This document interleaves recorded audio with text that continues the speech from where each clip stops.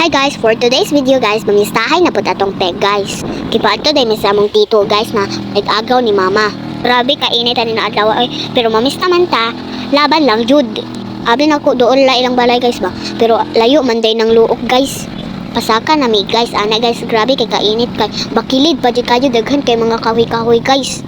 Kapoy pa jud kaayo guys kay ipadungo ko ni lulo kay dili daw siya kakita. Excited kayo ko mag-anhi guys kay first time man ako manganhi.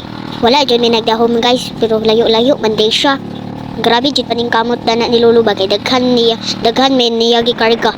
Kunyagaan man kayo ako mama. Grabe paning kamot ni Lolo ana. Daghan na kay akong nakita dani na kahoy guys, murag layo na dyan ni kaayo. Gutom na kayo dana guys kay wala pa mi pamahaw.